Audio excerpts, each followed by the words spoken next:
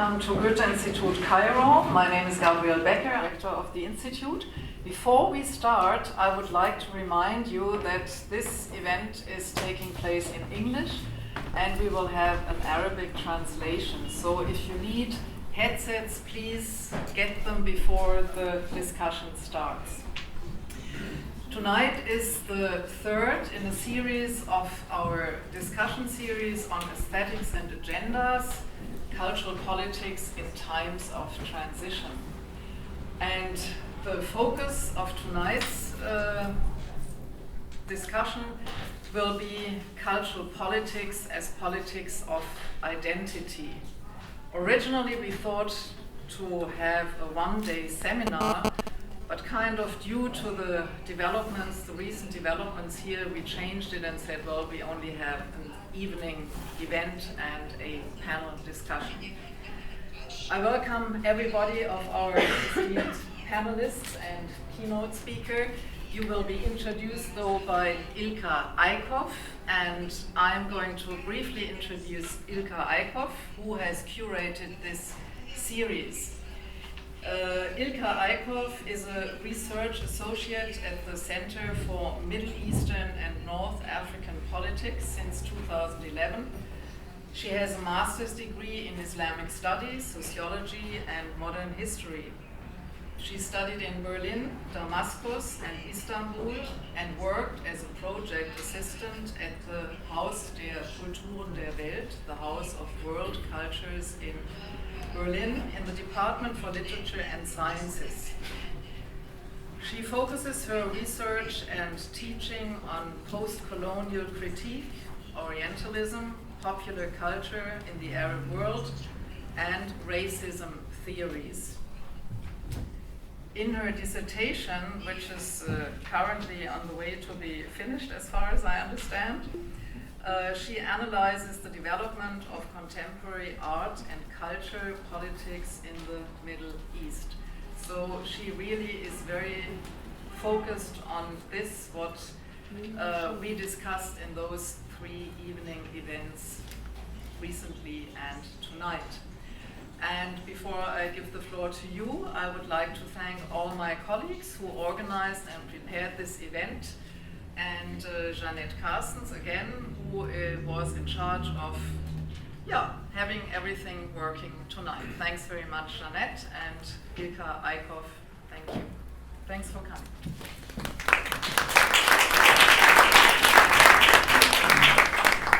Good evening, everyone, and thank you for coming. Someone here was laughing at the remark that I will be finishing my dissertation soon. Fair enough, it will take me at least another 2 years, I guess. Yes, name and shame. So tonight we will have the third and last event of the discussion series entitled On Aesthetics and Agendas, Cultural Politics in Times of Transition. The first two discussions tackled subjects like the commodification of the so-called revolutionary art, or the role of foreign cultural institutions such as the Goethe-Institut, identity politics, and how these different themes are actually intertwined with each other. For me, as the choreographer, I'd rather call myself not the curator of these talks and acting behind the scene, more or less, it has been quite interesting to observe and see how actually the events unfolded and how we discussed this different respective subjects beforehand, but also during the panel and then afterwards in the garden. It hasn't been always easy because the subjects are quite difficult to tackle. So also the difficulties we were facing might also resemble some of the ambivalences this whole subject is bringing with it, and also the Institute maybe is facing with actually presenting the space and having the discussion here at the Goethe-Institut itself. And I also think it's quite courageous from the Goethe-Institut itself to provide exactly this space and also put itself under scrutiny for all these questions. So in the end, nothing is simply black and white. And of course, foreign funding is not a bad thing per se. There are a lot of great projects which wouldn't have been realized without the help of foreign funding. So, but these questions also lead to other questions, like the role of the state, which we have been discussing this morning, and also if actually artists would like to be funded from the state, from an Egyptian state, which kind of Egyptian state, because since everything is so much in flux for the past 2 years. The series itself has been conceptualized almost a year ago, and of course it also slightly changed during the year, as everything seems to be in change, in flux, in transformation. So on the other side, it's also quite interesting to think about the questions of representation, and also when it comes to foreign cultural funding and the way projects are being selected, or projects being not selected actually, on the other side, and through this selection, what is being represented here as well as abroad in cities like Berlin or Paris or London as so-called contemporary Arab art or cultural productions. One topic which we really haven't touched at all in those 3 discussions, and we just mentioned it briefly in the talk we had before, are the topics of economics actually and markets, and how that regulates also identity politics. So all these questions which arise out of these topics actually can be discussed on a micro level, and that is something we try to do here. But they also lead to a much broader context, to a much broader frame, which is much bigger and could well end up with discussions about particularism and universalism and values and morals, but also what kind of regulations are actually behind funding lines, and what is the profit of non-profit, because there is no altruism in such form, so there must be something behind that. What is that? So these questions are the questions we had throughout the whole series of the discussion line. And just to add another buzzword to the ones I just mentioned, tonight's talk will be about the issue of identity, and that is such a complex notion in itself that I don't want to try to define or to talk about it, but I leave that to someone who's better well equipped for that notion. So I'm very happy, and it's my very honor to introduce to you Elizabeth Kassab. She's the keynote speaker of tonight's talk, and also the author of the book Contemporary Arab Thought, Cultural Critique and Comparative Perspective. The keynote will be followed by comments by Omar Nagati and Huda Lutfi, and the whole session will be moderated by Mohammed El-Shahid, who also moderated the first session. So I hope you very much enjoy the evening, and the floor is up to you. This important conversation, in fact, will be a little bit in bringing into the picture what people in this part of the world have been pursuing politically, culturally, on the art scene, to see a little bit those artists that are being funded or not funded. What is moving them? What are they seeking? Actually, I haven't worked really on artists, but I have been reading thinkers, Arab thinkers from different parts of the Arab world, talking about cultural crisis. You know, you are all, I'm sure you have all heard the issue of al-azama al-thaqafiyya. And I am sure you all have heard about al-asala, wal-hadasa, wal-asala, what is our identity and what is not, and what is an art of our own and what is not. And one of the things, you know, I grew up with this obsession of these issues, of authenticity, of identity, of cultural decline and cultural renewal and cultural malaise and cultural critique. I mean, we are people who are very much preoccupied with all of this. It was important for me to look a bit around us and to see if other people on this earth also worry about these things, or are we the only ones on this planet who are so worried about these issues. I was very happily surprised, in fact. It was a liberation for me to discover that people who are neither Arabs, nor Muslims, nor Mediterraneans actually also are very worried about authenticity and cultural critique and cultural malaise. And actually, if you look around you, everybody on this planet at one point or another, and it's interesting to see when these issues become hot issues. Europeans, even those rich and blonde and happy people called Europeans, also worry about identity. What is Europe, and the idea of Europe, and the crisis of European culture? If you look at what points do these questions become really very, very central, say, the turn of the 20th century, of course, between the two wars, after the First World War, you know, when people thought that they were progressing and reaching a state of complete civilization, and then suddenly this horrible slaughterhouse that was the First World War takes place, then, you know, things are put in question. The rise of fascism, and coming from philosophy, I have read endless debates about where is Europe going, and how Europe should be going back to its true identity and stuff like that.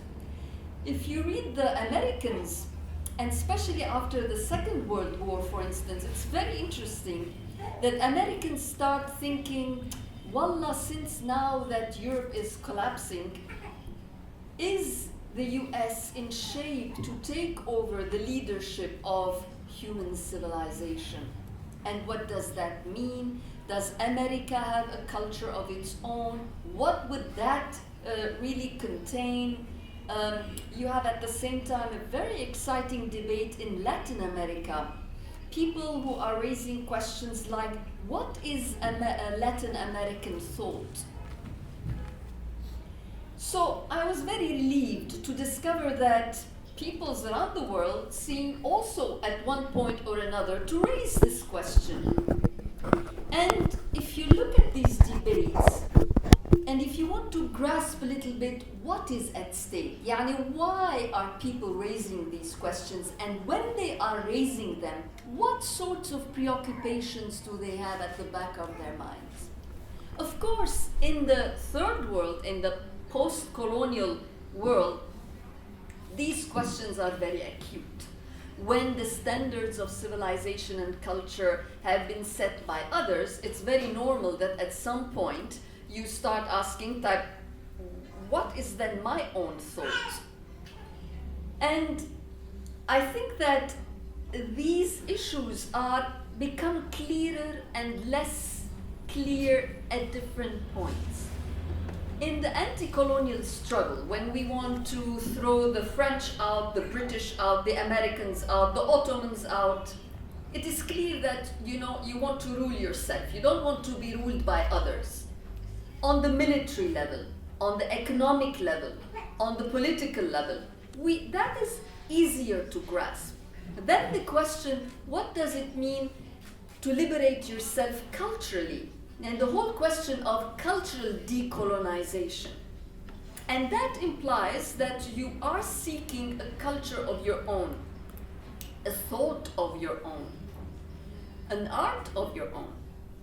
Things become a little bit more complicated. Well, not always. Sometimes you think you know exactly what you want. What comes to my mind as an example, I think, is Chinua Achebe's interview.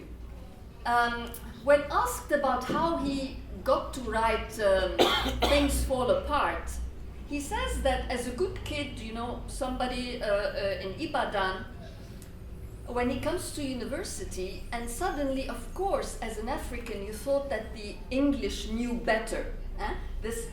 Who has the authority of knowledge and the authority of science? Of course, the British knew better about the history of Africa. And he says the first cracking in this belief happens when he hears his English teacher talk about his own village. And Chinua realizes that the guy doesn't have it exactly correctly, that the village he knows is not the village the teacher is talking about. And so arises, in fact, then the desire to tell your own story, write your own history. And we're all familiar with this project of writing a history of our own country. the British writing of Indian history, and then the Indian historians revisiting all of that and rewriting their own history. Now, these are simple and at the same time complex enterprises. Simple in the sense that it is clear to my mind that how the British looks at my history cannot but be different from the way I would write it, with my own interests, with my own motivations, with my own knowledge of the language, etc.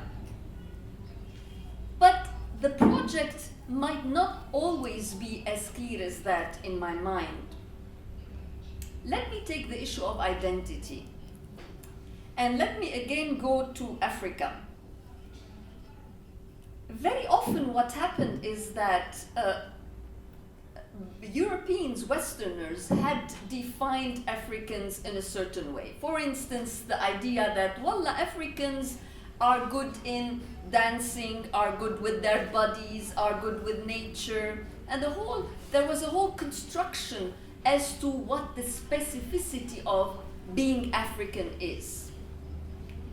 And of course, with values attached to it. And wallah, it was nice to be that natural African, but of course when it came to serious stuff, science, reason, that was given to the Europeans. So there was a hierarchy in this supposed description of the different natures. The first reaction of the Africans was to say, yes, we are different and we are very proud. We don't feel inferior about it, we actually affirm it. This was the whole ideology of the negritude. In other words, the idea that, yes, you have specificities, and these specificities are ingrained in your nature, but instead of feeling bad about it, you are very proud. And you can take that to the Latin Americans, you can take it to the Arabs, you can take it to the Muslims. And Muslims are good in religious feelings, in this and that, but reason and science. So the first reaction was to say, we are different and we are very proud to assume this difference. In other words, in this definition of the self, of identity from one side, and then the reaction to it was only a first phase. Because with time, and I think it's very important to locate all of these ideas and discussions in history, people realize that affirming identity in such a way can be really a trap. Today we are all very proud and very smart. We know that essentialism is not a good thing. Essentialist definitions of identity, this is old stuff, we are all enlightened, There is no such thing as a defined identity once and for all. There is no essence. Identity is something in the making, this and that. Well, again I go to history and to all of these debates taking place in time. I think now if we look back at the early anti-colonial or decolonial efforts, we understand somehow that at that time it was very important to rely on a firmly affirmed, solid identity, to say, yes, we are this or we are that, and we rely on that in order to fight your definitions.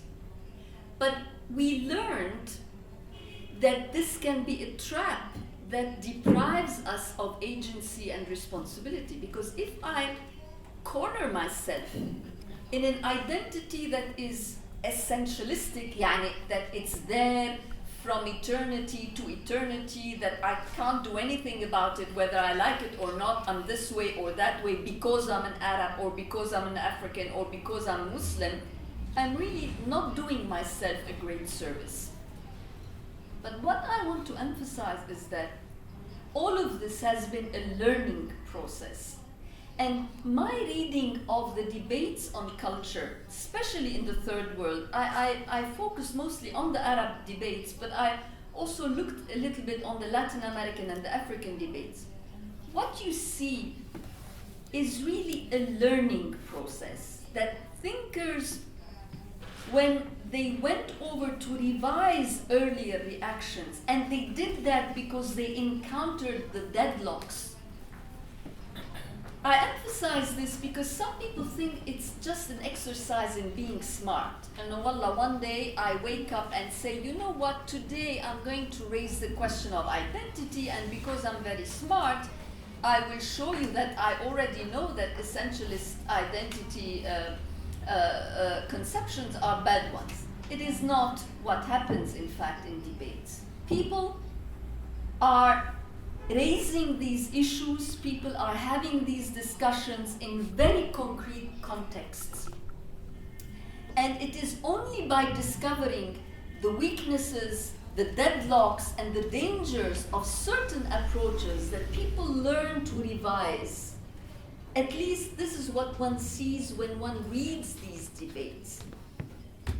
And it seems to me that cultural debates in the Arab world and elsewhere, especially in the third world, show that in the final analysis, what you are seeking is a sense of empowered self. But again, I go back to this mixture of clarity, simplicity, and complexity. It might seem to us sometimes that it's very clear what it means to be an empowered self, what it means to have a government of one's own, a thought of one's own, an art of one's own. And then it turns out not to be that clear, in fact. Let me take the political level. It's very clear, I think, when you want to kick the Brits out or the French out or the Americans out, and you want to have a government of your own. Mahek, this is more or less clear for us to imagine, to understand. And then we have this wonderful wave of independence in our part of the world. And we end up with the governments that we have.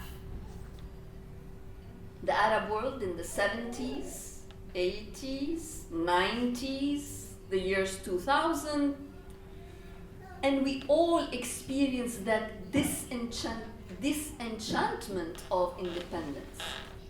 Yani to realize, my God, we liberated ourselves from the French or from the British, but what governments did we end up having?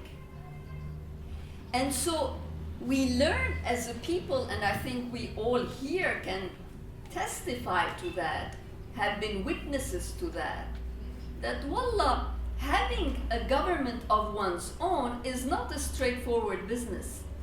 What does it mean to have a government of one's own? For Egyptians, for Syrians, for Lebanese. We know today that it's a more complicated business than when we were struggling for independence. That self-rule, self-expression on the political level is a complicated business. And I think the same can be said on the intellectual level. What does it mean to have a thought of one's own? What does it mean to think for oneself? It is an extremely challenging thing. And I think the more you're involved in it, the more you realize how difficult it is. Because at the beginning you might say, to have a thought of one's own is not to think like a European, not to repeat French discourses, not to repeat American debates. Let us have our own questions. Please. Difficult. We all know the reaction to nativism, to go back and to say, we go back to Turath. What does that mean? I think we spent enough time in the Arab world and elsewhere, by the way, also in Africa and in Latin America, to discover that, wallah, these questions are not as simple, as straightforward as they appear to be.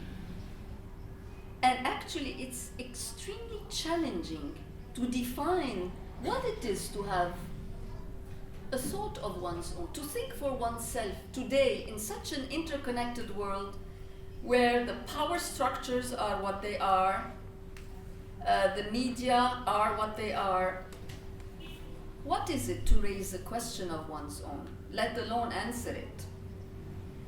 And then if I come to the arts, we all know the debates about authenticity, who copying, who not copying, who have an art that is not a copy of Western art. What is artistic self-expression? What I'm trying to say that the decades we experienced after independence showed the complexity of these issues. And we are discovering these issues under very difficult circumstances. Yani, if we take the Arab world, we are never raising these questions in a relaxed mood. The economy is doing well, the school system is functioning well, the health system is okay, there is no interference, we are not a power struggle region. And we raise these questions quietly. We all know that all of these questions, from the political to the intellectual to the artistic, are being raised under a lot of pressure and under a lot of existential threat. And I think that what I have discovered with time, and the more you read these intellectuals, you listen to the artists, you look at the political militants. At the beginning, I must say, I was much more judgmental than what I am today. I think I have become much more merciful towards ourselves. And no haram. I think we are being confronted with these questions. These questions by themselves are very difficult questions, and we are confronted with them under very demanding circumstances. So this is why I think it's very important for us to appreciate, to get to know the learning process that has taken place. And unfortunately, this learning process is not disseminated, is not transmitted. We don't learn in our schools about those thinkers and artists and militants who have been dealing with all of this. And that's a great pity, I think. But this is the challenge for those of us who are interested in these questions. And the link for me between all of this and the business of funding and foreign funding is that to know what foreign funding is doing to us, we need to know what we are doing with ourselves before the funding and apart from the funding, if that is possible to dislocate, in fact, to de-link for a moment, to see where we have been coming from, what we have been seeking, what our own challenges are. But unfortunately, in a place like the Middle East, where foreign interferences, political, economic, are so heavy that it's even more difficult for us to understand ourselves to start with. Before I negotiate with a Goethe or with a British Council, for me to know where I stand is already a very complicated business. I think this is what I wanted to say. That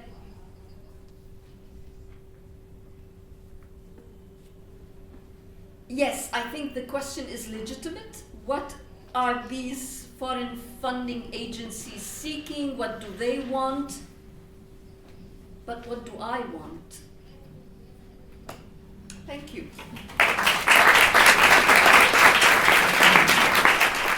Elizabeth raised many questions about identity.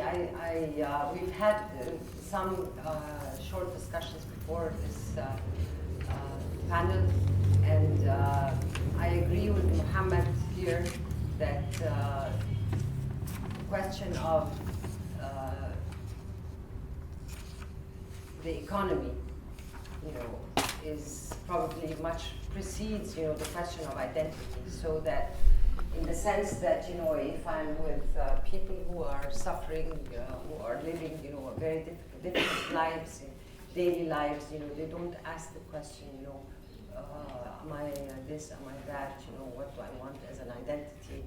I think the Turath, like the whole question of heritage and authenticity and modernity and so on, have been debates that went on on the intellectual, maybe the academic level, not even in schools, because in schools, what we learn in Egyptian schools, at least, is one version of the truth, and that's the only truth that we learn, is in school, and then maybe if we go to university, then we can question things. We can learn to question things, and maybe we can ask,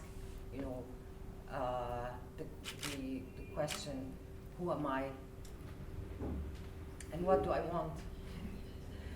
But as long as I'm steeped, or immersed in just living from day to day, these may not be the important questions.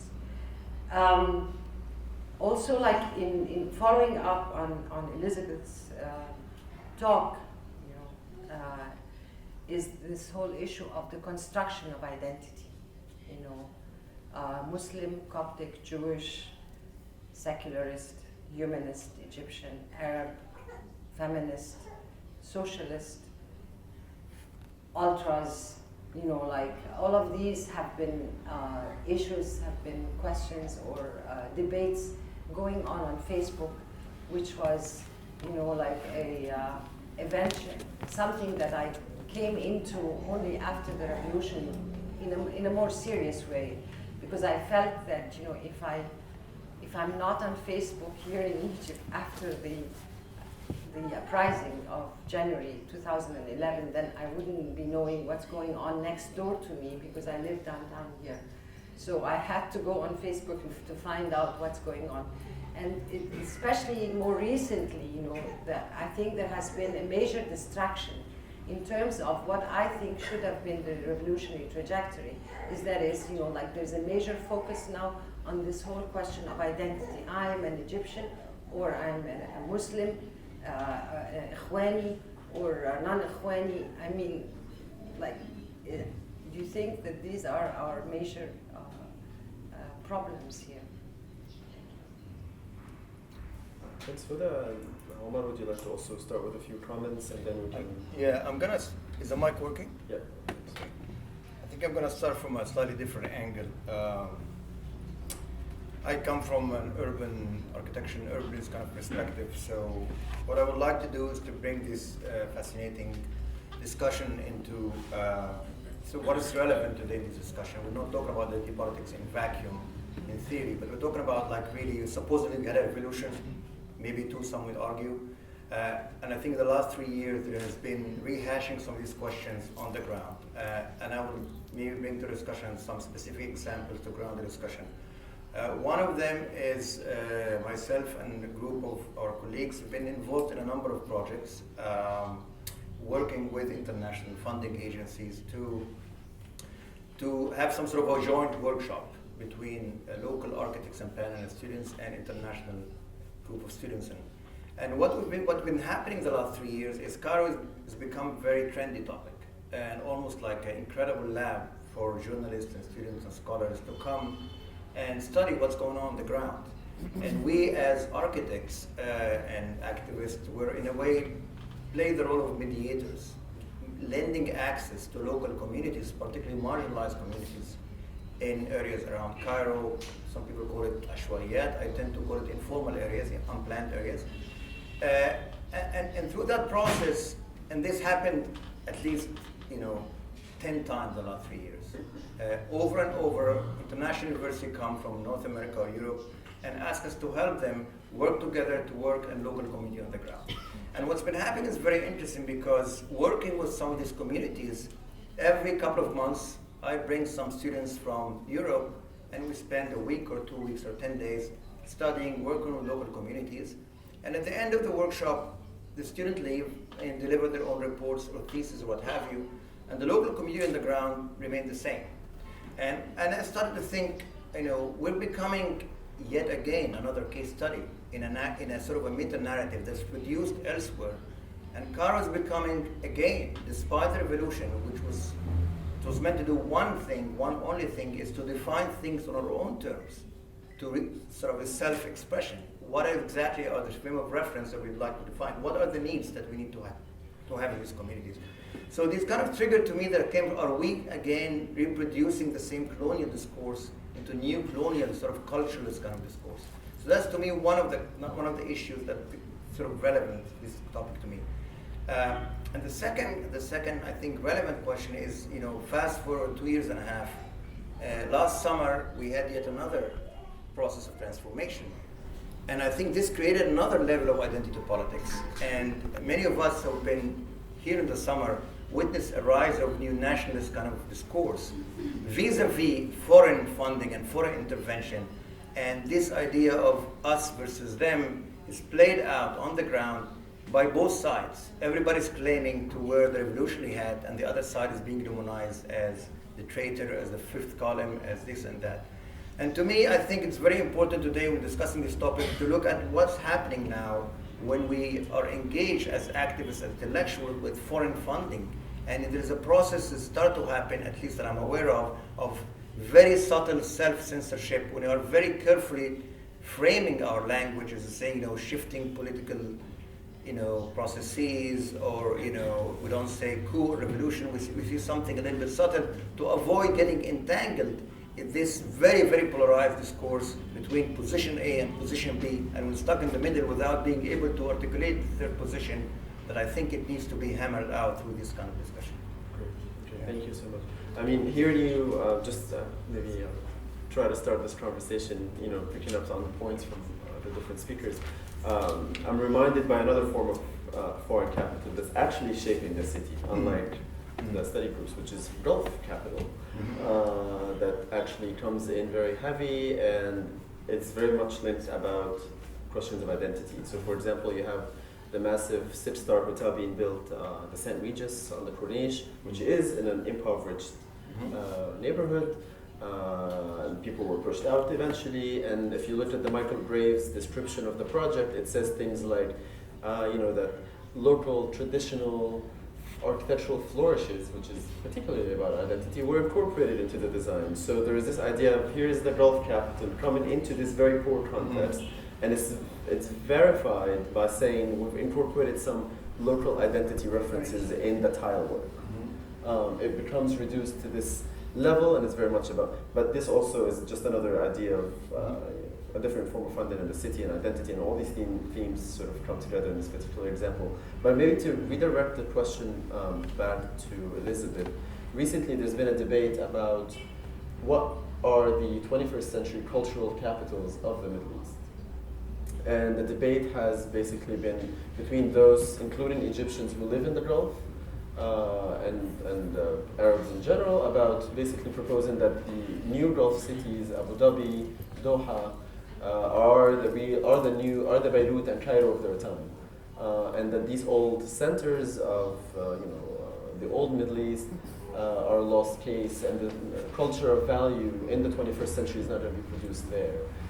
And the question of identity is very much one that is backed and perpetuated, I think, with the financial investment by Gulf capital behind questions of identity. So for the first time, we have urban projects on a massive scale that claim to be building a truly 21st century Islamic city, which is built by Norman Foster from London. So there's a whole, so what do you think about this? The geography of the question of cultural identity, where does it actually have currency? And maybe we can take it from there. I would like to make 2 points. Regarding this, of course, sitting in Cairo, in Beirut, in Damascus, we are the ones who have the culture, the historical depth. Surely Gulf cities are just, money buying architects and buying museums. I would like to be cautious there. I think there is an internal Gulf debate that is taking place that is very interesting and worth listening to, because it has a content that is interesting. So I would be very careful in sort of discarding the Gulf into just money, purchasing power, and superficiality. Now, the cautious remarks you made about identity politics, of course, identity politics indicates immediately all the misuses that it is associated with. And we all know that in the 70s and 80s, our governments were very happy directing attention to the issues of asala, or mish asala, or authenticity and not authenticity. While the problem was elsewhere. It was in the mismanagement of the country's wealth, of corruption, of abuse of power. So what I would like to suggest that, yes, we need to maintain, to be very skeptical about any identity politics orientation. However, I would like to maintain the importance of the sense of self. Yani identity politics, yes, dubious affair, but sense of self, la, I am still in search of a sense of self. Yani let us not throw the baby of the quest of a sense of self with the waters, dirty waters of the identity politics. Yani we are all struggling, we are all witnesses of that, to govern ourselves, to express ourselves, to think for ourselves, and these are not discardable issues, I think. So I would argue for being careful there to make those distinctions. But would you agree that Abu Dhabi is the cultural capital of the Middle East? For example, I wasn't discarding. I was actually trying to make a point that this is a claim being made from a particular point, a particular geography, and it has a particular currency. Is this how we actually evaluate? I think the Emirates experience on the whole is to be listened to, is to be paid attention to. There is something there we might learn from, we might appreciate, we might be inspired from, actually, I think. Okay. Critically, but not to be discarded. I'm not discarding. I'm curious to learn what that is. And the reason I say this is because there are artists like Huda who choose to stay and work here as opposed to go and be associated with Al-Mathaf, Arab Museum for Contemporary Art, or to show there. My point is, I mean, for example, I'm just saying, you're not moving to Abu Dhabi, you're not moving to Doha anytime soon, as far as I know. So my point is that there's a difference between where the intellectual that actually produces the art may be able to show the art in different places or share the books in different places, and what is happening in that kind of proposed new geography in which identity politics is very specifically used as a vehicle to create art institutions that will actually never be accessible to an Arab or Middle Eastern audience. New York University can open in Abu Dhabi, but all of the students are being shipped over from the US. They're not given any scholarship to Egyptian students. The Louvre might open in Abu Dhabi, but how many Egyptians will have access to the Louvre in Abu Dhabi? This is what I'm trying to say. Legitimate questions. But I think this bridges well with your position. You've made a political decision to work and practice here and produce your art here and to speak to this context. So can you say about this choice of geography as well? Like why here at this moment and its relation to the question of identity and politics?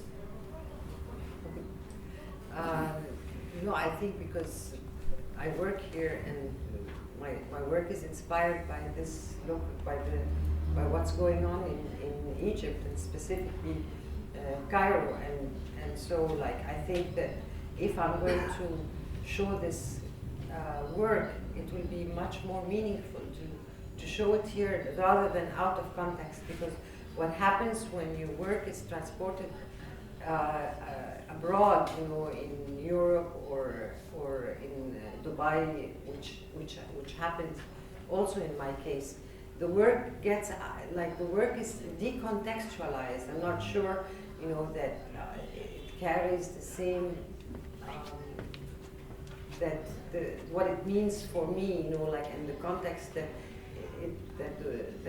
the work was inspired by, is not grasped there. So there's something lost there, when that happens. So I think that that's a choice that I made, that I want to show here first. Any of my new exhibitions, should be shown here because this is where they were produced. But I would like to go to Omar's questions, and also I think he tried to gear our discussion, our panel to specifically to what's happening now here, when he was mentioning that now we have two polarized positions, two discourses, identity discourses, and I'm sure most of you know what they are. The nationalist, Nasserist military discourse, and the Islamist, Ikhwani discourse. I don't want to polarize them, but these are, what appears before us. They're much more complex than that, and maybe Mohammed, you can point out this. But I think that there needs to be Omar was saying that there's a third position that's being muted almost, and that appears, intermittently, on Facebook or on the newspapers, and that third position is very frequently cited as the fifth column. They're not Egyptians. They are, But do you think this is partly because of the criticality, that third position is critical of both discourses, because discourses are constructed to be exploited for specific reasons, for specific purposes, like Elizabeth was saying. Discourses are constructed for specific. They're not innocent. When you construct, especially a hegemonic discourse like that, it's used, like the fascist discourse in Europe.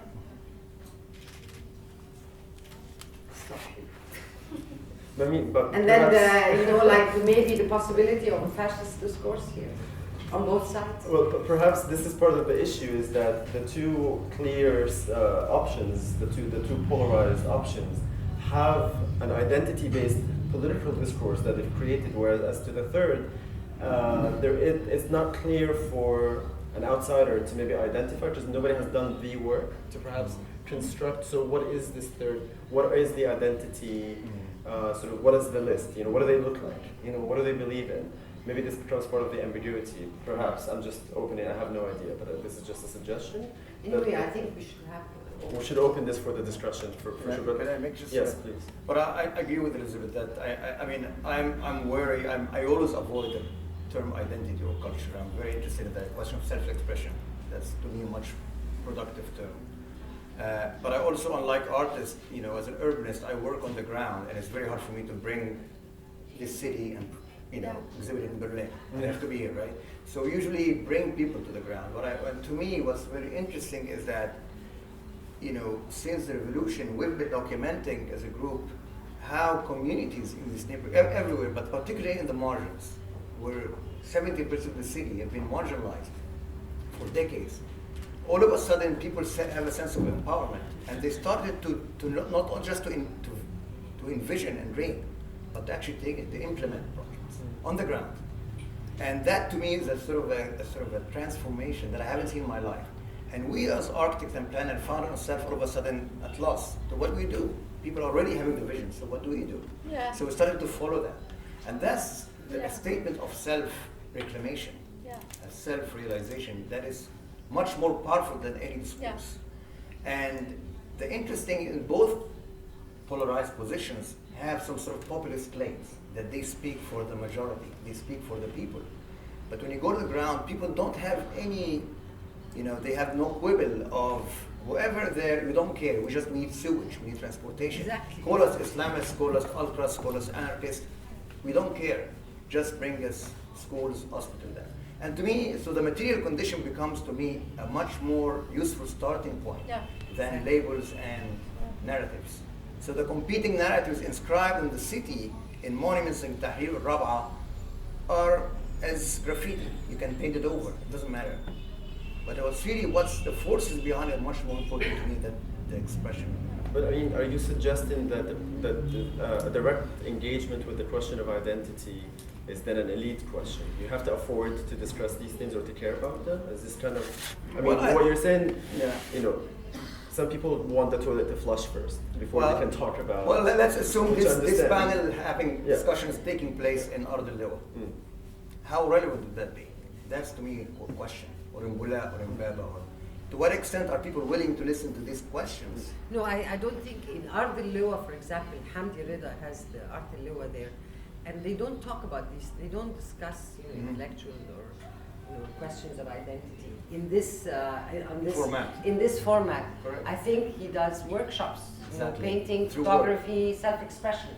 Exactly. Like give a kid, a camera or a brush and some paint and let them, express themselves. Yeah. Which So has I think been- that's the difference, Absolutely. or work with them on building windows for their houses, whatever that they need maybe. But And these kinds of projects have been particularly interesting for funders, I think, community-based art or creative or cultural projects, which has been an issue, I know, in Cairo then it created this divide between maybe people who say, well, we don't do that kind of community stuff, and this is all the funders want to do, and Right. I'm a fine artist, I create conceptual art, or I can Right. create whatever. So, this kind of question of, what I'm trying to ask is then, is the question of identity diffused by this kind of, because you just give kids brush so they can take out some creative energies, but then again, the question of identity is then dealt with by a particular community that's a bit more enclosed and elite. Is that it goes back to this. Well, I would like to add that among the strongest denunciators of the identity politics are critical intellectuals. So it's not that identity discourses are the job of intellectuals, abadan. The critical thinkers were the first ones to denounce all what is happening in the name of and under the slogan of identity politics. politicians. Yes. Yes, but this is because I think identity has proven to have a very populist currency. This is why different political campaigns will run with. Now that's interesting. Why does it work? Why does identity politics discourses catch on people's attention? Because I think it does touch on the sense of self, who we are, what do we want to do with ourselves, artistically, politically, economically. So here's the abuse. So this is why I thought one has to be careful. You cannot say, or those who said, la identity, haida, this is now in our nomadic world, la global world, these are old-fashioned questions. Excuse me, no. The sense of self is apparently something we all need, we are concerned with. And we should be careful not to let it be abused of. I mean, when we were discussing earlier, I gave the example of how the Islamist discourse in elections was about, it turned, in the current economic and political situation that we're in, everybody was talking about al-madda thaniya, which is about identity. As if sewage is fixed, everything is done, everybody the has hospitals are the great, hospital. So let's talk about the education. one article in the Constitution that has to do with identity. But then also the response from the nationalist Nasserist discourse has been that we're getting rid of the Islamists to preserve the Egyptian Islamic identity from its sort of transformation that the Islamists were after. So it is used in both ways. But actually, if you look at both Ikhwani Islamist businessmen and people in the state, whether military or not, if you look at their houses, the architecture is all the same. It's kitsch, neo-Roman.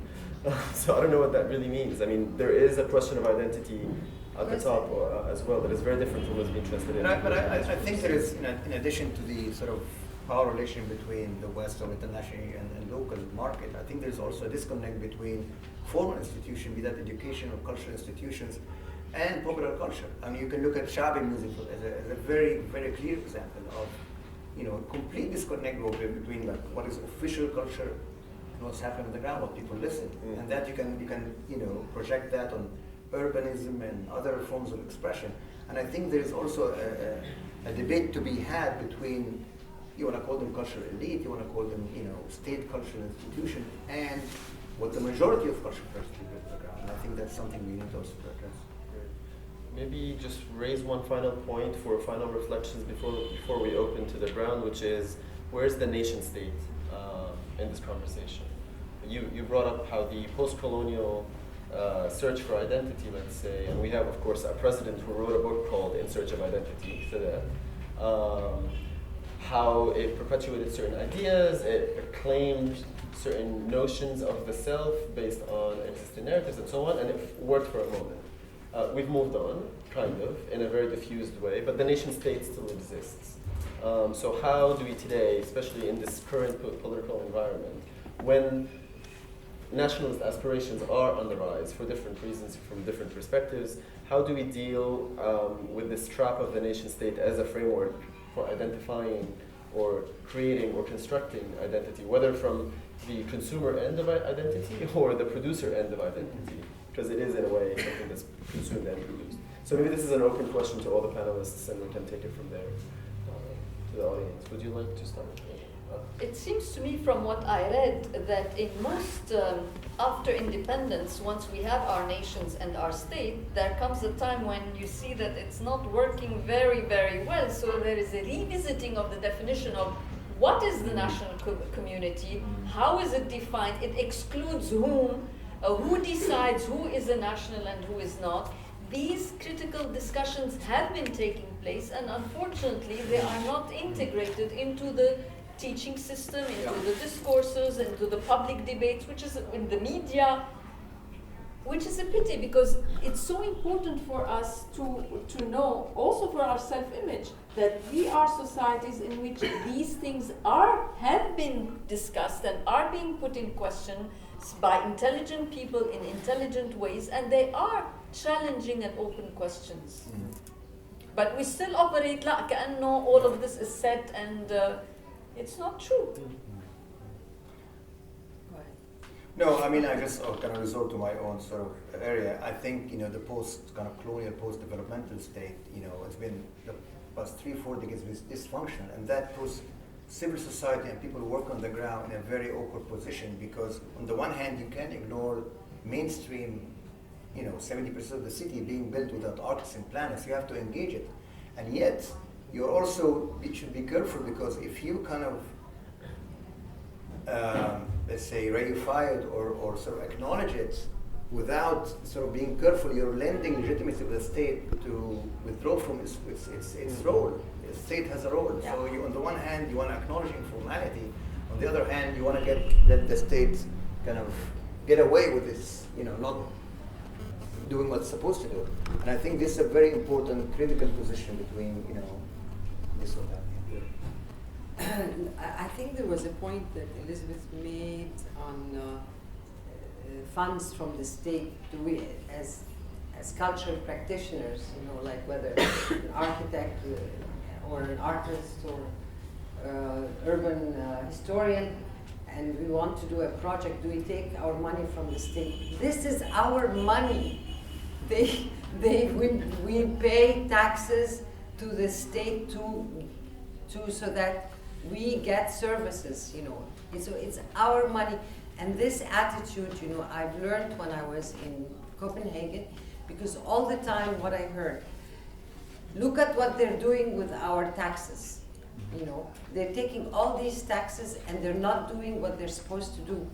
And I come back here, this was in 2010.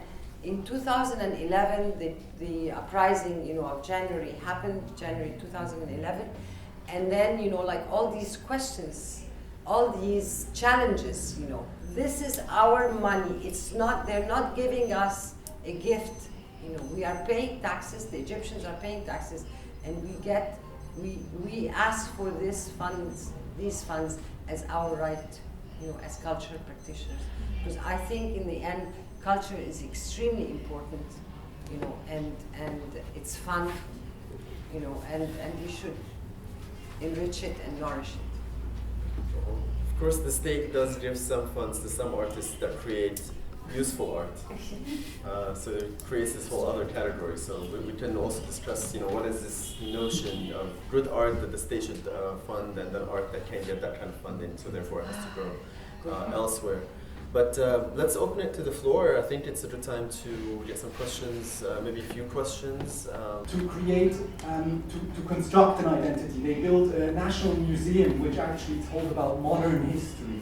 They produced a museum of cultures which would tell you about the culture of the country and all of these kind of things.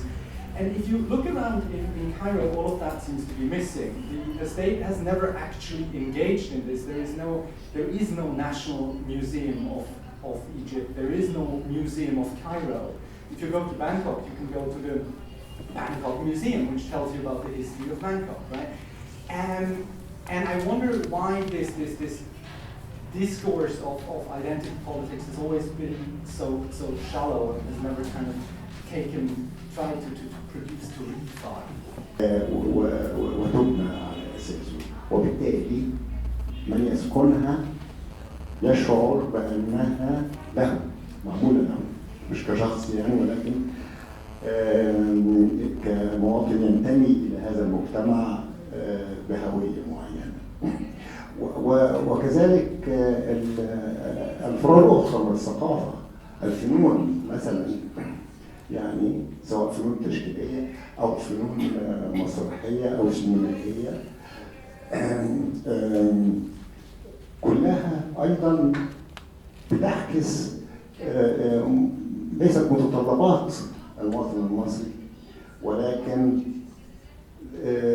معظم من يمارسها يا إما درس في أوروبا وكذلك العمارة، فهو التأثير الأوروبي أو الفكر الأوروبي موجود في خلفيته. Actually, these are two really loaded questions, so maybe we can take them head on before we move to another round. I think I'd like to address the issues that you talked about, how nationalist discourse after post-independence translates into, like things on the ground. Is that what you? I think that was very clear. I think in the case of the Nasser period, the Nasser period, I think I have to say that despite the dictatorial tendencies of that regime, that the cultural policies of the Nasser state were focused quite a bit on different expressions of culture, performance, theater, cinema, even visual art. That's, I think, at the bottom of the line. But songs, Egypt produced the best of its national songs during that period, and unfortunately, or maybe, I don't know, that we're still repeating that, these songs now, because we're, at the moment, we're producing very mediocre, nationalist Egyptian songs, for the period. So I don't know. I mean, I think with Sadat and Mubarak, the state has just decided to drop all of these. Retreated, and they just said, I'll give it to the private sector, but so we don't have a cultural policy. It's عشوائية. It's I have a lot to say, but I'll have to maintain my role as moderator and not speaker, so I'll see if you'd like to add. Okay, to the gentleman, I think I disagree. I think there is a very strong national narrative in architecture and in state architecture. Museums, for example, you have the Coptic Museum, the Islamic Museum. That's already kind of a statement, right? Try Panorama Spectator, if you want to get like a crude version, you get like the whole thing. But I think I'm very worried to engage in what is Egyptian architecture is. What is foreign, what is local, and I think to me, if you look at the planning sort of schemes in the last 30 years, it's a very neoliberal ideology that drives it. It's not really about what kind of character. That's not the concern. The concern is like whom does it serve? So if you look at, for example, how the highway system was built in the 90s, the Ring Road, the 26 of July corridor, or the new cities programs, these are the planning policies of Egypt, or Cairo 2050, a very famous or infamous kind of plan. It's sort of this Dubai in the Nile kind of neoliberal plan of turning every potential real estate into an asset to the state, as opposed to looking at the local communities. So in that sense, the driving source for state policy and planning is not really a question of identity, but a question of serving privileged minority and excluding a vast majority who are completely out of the picture, excluded from the picture. And whether it's a pediment or new classical or new pharaonic or new Islamic, that's almost like cosmetic. But it's really the structure behind it that defines what it's really all about. But I think I would disagree with the bit that identity isn't part of it, because if you look at the real estate posters and the ads, it's all about live in a Tuscany style village, live in a Venice style. So it's actually building on a very insecure sense of self that we don't have an Egyptian house, as you say, which I would disagree with. And it builds on this, and it creates a commodity. It creates this other desirable thing that you can have, which is a Florentine house in the desert. But is that a state policy? I think that's sort of a not a market. state policy, it's a marketing. And I think this nostalgia to pre-Nasser, pre-revolution is part of the new liberal paradigm in which all the emergence of the Basha and Saraya and Beverly Hills, it's all kind of nostalgia and reproducing the pre-modernist 50s and 60s kind of scores by going back to this era in Layl Hilmiya and what have you. And I think it's also reflected on architecture, as you say. But I don't think it's a state-sponsored scores. Okay. But just on this question of architecture and identity, I'm sorry, this is like what I do for my life, so I have to say something about it. I don't think the idea of imported identity reflected in architecture, imported, exported, is a very useful one. Where do we draw the line where things come from and go to? I mean, if you look at many European capitals from the beginning of the 20th century, when Tutankhamun was discovered, Egyptomania became a thing. It was already Egyptomania in the 19th century. You'll find palaces and private homes inspired by the travels of Europeans in the Middle East, so they come to Egypt. And I think the translators want me to slow down. Okay, sorry. So you've had Europeans who had come to the Middle East, for example, in the 19th century, and they go back to their palaces and they add a diwan style room. That history hasn't been told, but that doesn't mean that an import-export kind of thing didn't happen. It's just, I have to go slower. So my point is, I don't think it's very useful for us to question what is a really Egyptian house, because this is precisely where someone like Hassan Fathi became celebrated in the West, by the way, before he was celebrated here. New Gurna, when it was built in Luxor, it was already in the 50s and 60s declared a failed project. Only in the 70s, when critical regionalism becomes a field of expertise and sort of a question in Western universities, was then the search for an Egyptian architecture, an Indian architect who does something that's different from a European architect, tropical architecture, and I think this is reflected in. See, and identity comes from the local context, and like in the villages, in Egypt, they built from adobe, and they build, in certain ways so that the heat, environment, and that becomes celebrated as Egyptian architecture.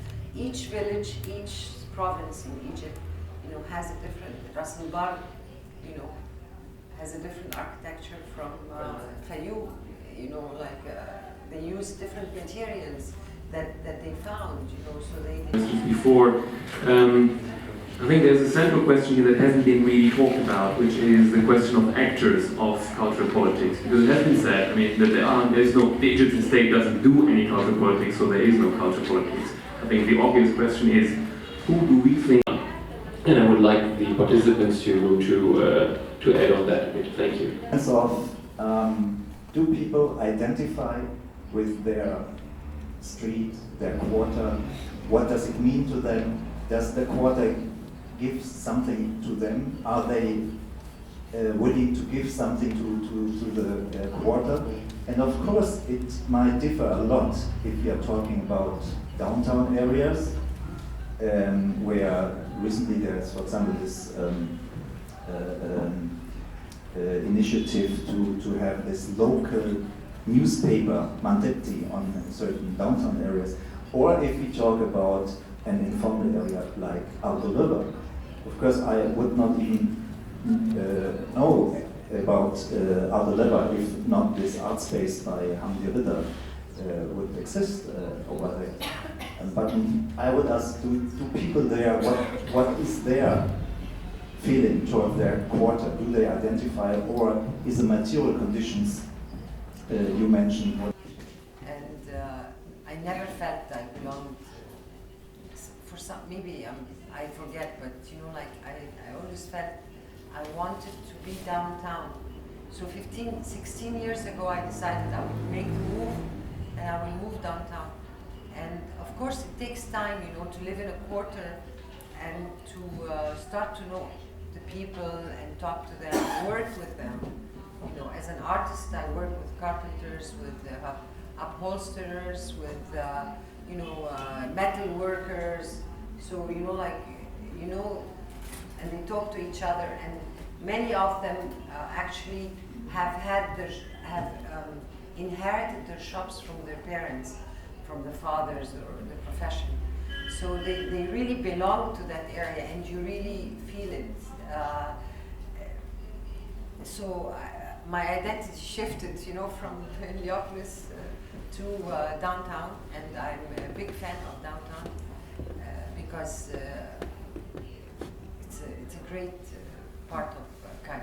It's with all these little corridors and that you want to discover, and there's everything in Cairo. I mean, for my work, for example, when I want to, I was using bottles. So I discovered there's a whole quarter in Cairo that specializes in recycling bottles.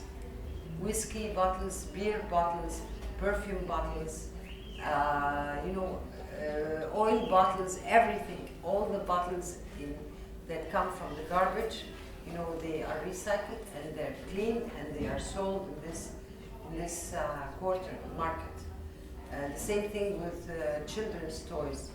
One market in Muski, all the toys from China and I don't know, I think from China mostly, are there, you know, all the plastic and so on, you know, like so.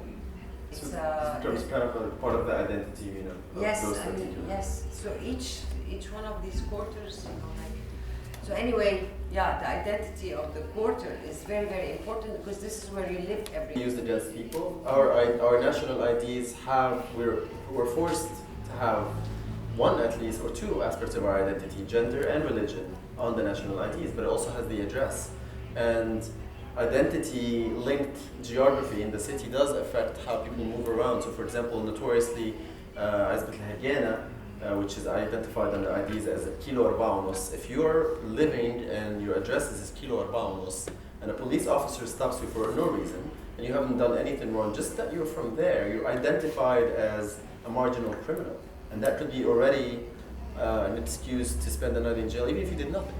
So actually this question about being identified, not just how you identify as belonging to a part of the city, but from the state, from the authorities being identified. So if you live in Zamalek and it's past curfew, it's fine. If you're drunk in the street, it's fine. Well, unless there were exceptions, I'm sorry about that. But the point is that some people get more privilege based on their geography in the city, and that is part of their identity in a way. But I think I want to give Elizabeth an opportunity to respond to your other point, Stefan. Yeah, well, I think that Edward Said did a tremendous job in deconstructing this construction of the Orient by Westerners. But that's a different whole set of activities. I've been looking at how Arabs look at themselves, and so that's a different division of labor. Now, of course, part of the inner discourse has been an appropriation or an interiorization of the Orientalist discourse. Yes, and the critically to deal with that is an important task, I think. But here, very often, people, are surprised that Edward Said doesn't come into the picture, because I think Edward Said is dealing with a different, is engaged in a different activity. What I'm interested in is how we look at ourselves, not how the West looks at us. But of course, it's not totally disconnected. Of course, there is a link at how we look at ourselves, but it's two different activities. And I think this actually links to Ralph's question, that then sometimes the state takes it upon itself to respond to that question. How do we look at that ourselves? Well, I think that question as to who are the actors, I think you guys here are more better placed to answer, to address that. Who are the actors here in question? Well, yeah, I think one of the things that strikes me about this conversation about, what is an authentic neighborhood? What's the identity of Art Deco? I think the question maybe needs to be framed differently, because to me, there is no authentic form or product, but there's a more authentic process, if you want. So if, again, going back to the question of mainstream, if 70% of the city is produced, if 70% of the city is produced through a process of self-expression, so that's to me an authentic product, even though we don't like the way it looks. It doesn't matter. People, I'm not saying it's perfect, there's so many problems, but people are finding solutions and producing their own solution on the ground, through very limited resources. However, they're finding the way to express their needs and the solution to their needs in their own terms. And that's to me an authentic process. If you look at what's called Islamic car of Darb al-Ahmar al-Gamaliya, it was also produced without planners. So if this is Ashwai, then that's Ashwai. And none of them is, of course, Ashwai or random. There's an underlying rule system that governs how each person interacts with their neighbors through customary law, through neighborly rights, and so on and so forth, without planners. So to me, the question of whether it is authentic or not is not really an important question to me, and I don't think it's an important question to them. The question to what extent it sort of fulfills their needs. And just going back to downtown, since I've been working downtown in the last 3 years, I'm as fast as Mohammed, I'm sorry, we're fast talkers. If you look at downtown from there's an organization called National Organization for Urban Harmony, Tansif al-Hadari, which Mohammed loves. And they're a sort of architecture conservation institution. Their mandate is to preserve the architectural heritage. To them, the solution to downtown is to bring it back, now I'm saying back like, explicitly, to what it used to look like 40 years ago. And clean up all the riffraffs and poor people and street vendors and bring back the glory of medieval Cairo. That's the vision. And what they've been doing is painting the houses to look at like what it used to look in Omar. To me, downtown identity, if you ask me as Omar, downtown identity today, it is the mix of street vendors and car, traffic blockage and all this violence and tahrir and architectural decay and this kind of stuff. This diversity and mix is what makes downtown authentic to me, and it's always in a process of becoming, as Elizabeth said. It's not really a capital C culture or capital I identity. It is something that is always in the making and fluid. I think this brings up a point that came up in our discussions, which is one about archiving. I think when the National Organization for Urban Harmony workshops where artists versus kids learning how to self-express themselves, as well as in a way infrastructure versus cosmetics. And to me it's quite striking that this is taken in such a polarized direction, as if they would be mutually exclusive or wouldn't be cohabiting simultaneously. Especially when we talk about identity, and when we talk about identity in relation to foreign funding. Because something that this polarized position about good, bad, what's worthwhile to fund and what not, and creates some sort of a monolithical also cultural approach in terms of actually what is worth funding is predetermined by certain values that are very static often. And it's good, bad, and so I don't know if it's a question, but it's a thought, and I find it. No, I don't think the judgment is good or bad. I think the funding, comes from on the basis of the kind of work and the process. Like if we take one of my favorite projects is Art in Noah. I think it's not about it's good or bad. They do good things. What they're doing is very interesting. The projects that they're doing with the community there is I don't know. It's trying to integrate the community into the cultural projects that they're doing. I think it's wonderful. So I don't know. I mean, that's not what she was asking. I think you're trying to point that the conversation in different themes has focused on polar opposites. Things seems to be evaluated on distinct registers, whereas you're saying that they actually coexist and we don't need to create this distinction. And they would be also exclusive. Yeah. And the importance of actually having the existence of a variety of things and approaches, and the intellectuals and the theoretical discourse has probably the same right to exist as well as what is on site, like without demonizing in a way, right? Because that's often what happens in Europe, especially when we talk about elitism and the elitism of the intellectual.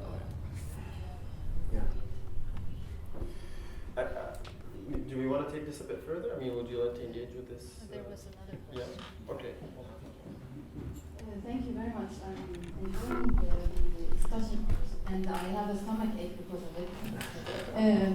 I think what's helping me try to understand what's going on is a bit this division between locals and cosmopolitans.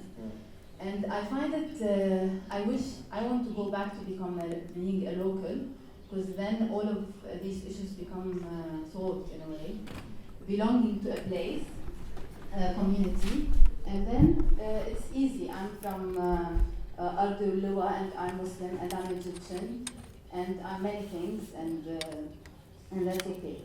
I think the problem becomes more difficult when you're in this positionality of middleness that we are in, and the problem becomes also problematic when it's the question of collective identity.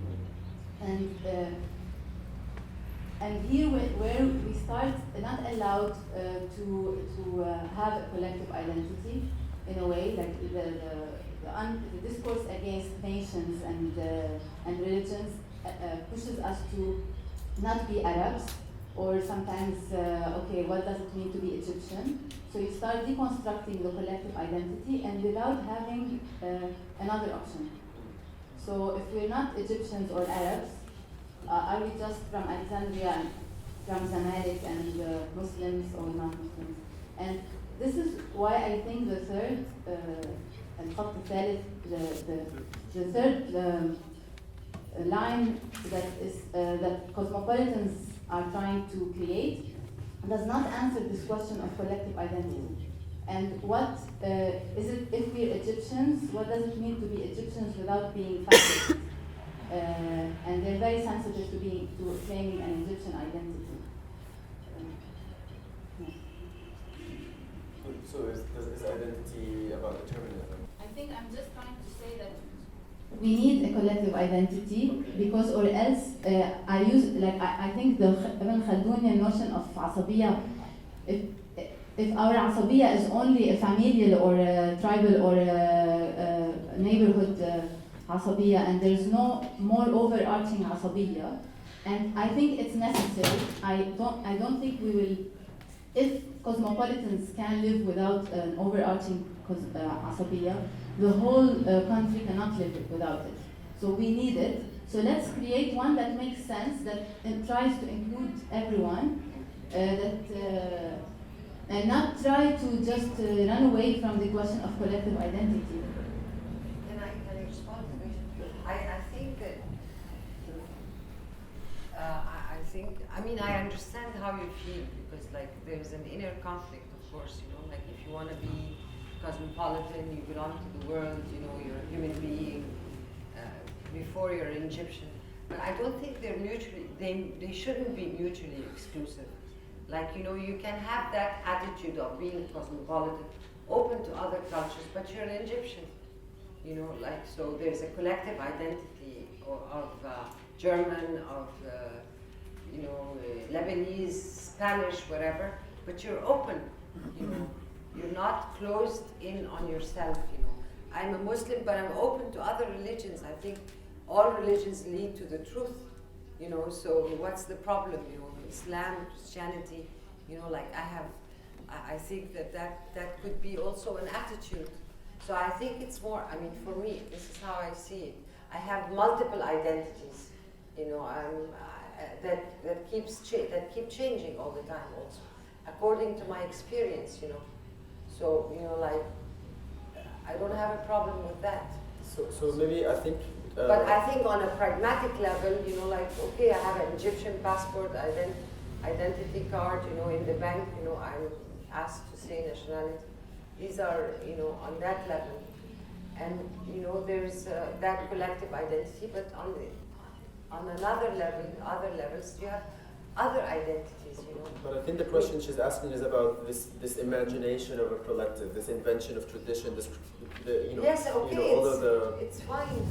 Yeah, but I don't think we've answered her question, and in a way it links back to Ralph's question, which is about should the state then take on this role of inventing this collective identity, and what should we, I mean, are we nostalgic back to the 50s and 60s when the state kind of did, but also at an expense to particular communities, where local identities were raised. I mean, this is, I think, these are in a way connected. So maybe. I think once we agree that identities are not natural things, that we pluck from some tree, and that it's open for negotiation. We're not just anything. I can't decide to be an Indian, although in some senses maybe I could. But I think if I understand you correctly, there are some identity parameters we have to deal with. And then if we agree that they are not natural givens, then the question remains as to around what values are we going to construct these identities, who's going to participate in the discussion of definition, and what those values are going to be, and for what purpose. If we want to define ourselves as Egyptians, I don't think that these identity definitions arise out of nothing. In one afternoon we have nothing to do and we say, yalla, let's talk about identity. The identity discussions arise apparently, empirically, and if you look at the instances, at the times when these discussions arise, apparently there are needs, there are purposes for which these discussions emerge. And then, of course, the question is, around what values and who is participating? Is the state deciding what it means? Who is that state? Who is empowering the definers of identity? I think I would also add who's paying for it, which goes back to sort of the umbrella question. With another caveat too is that is this really something called, you know, there's local and there's cosmopolitan? You know, is somebody living in Ardalua or Zamalek or downtown more local or more cosmopolitan than somebody? You know, now there's media, there's, you know, satellite, there's internet, so everybody, it's like saying somebody's more modern than the other. What's being modern? What is being local? I think there's multiple layers of engaging multiple identities. And everybody, whether he or she lives in a small neighborhood or travels all over the world, is engaged in conflicting identities or conflicting values, and he or she defines at every single moment their own collective identity, depending on the situation. So, you know, you're a woman when you're among men, you're a Muslim, you're among Christian, or vice versa. I mean, it's really the politics of difference what really defines what political identity. And I think there is, you know, a rigid definition or local definition of identity, even in a very small neighborhood. In the age we're living, there's like all this kind of communication. You can't really deny people's access to information anymore, and they find their own identity. But even the coming together of such a local community, and those communities you're mentioning, we are all from Zamalek, وبعدين we are defining ourselves as a community in order to do what? In view of what? Yes, exactly. On the basis of what? These remain open questions to be settled by people. It's a position in a certain moment. It's not it's identity in itself. It's a position you take for a certain action, for a certain battle you're in. But I also want to respond to Antonia's point about the polarization of info. I mean, I don't know, maybe we overplayed a little bit. I mean, what I meant is that, I mean, there are two things. You know, I'm trying to say that through their action of building infrastructure, if you want to call it this way, or building their environment, there's sort of a self-expression to that very mode of material improvement. So there's no separation. It's not like somebody builds a balcony and say, oh, now I'm going to put identity. It is the very act of construction has identity in its own. There's no separation. But I'm also this sort of counter-elitism. I think to me, my sentiments coming out of a hope or belief that the revolution is about the masses revolting against certain cultural hegemony in the past decades, as much as injustice. But there is a cultural hegemony. It doesn't have to be foreign. It's even cultural hegemony by the state, by certain elitist discourse, and the masses revolting by expressing themselves in a different way. And I think that's something that we have to take it seriously and not say, well, yes, there is of course legitimacy to engage in intellectual discussion, but there is also acknowledgement of reality that the people took to the street because they've been excluded from this discourse for decades, and that's why they revolted. And I would like to think that there's something legitimate to that. I think, any final comments before we get some snacks and drinks? Yeah. Well, thank you to our panelists and to our speaker and to you, the audience, and I hope this conversation continues outside of the room. Thank you very much.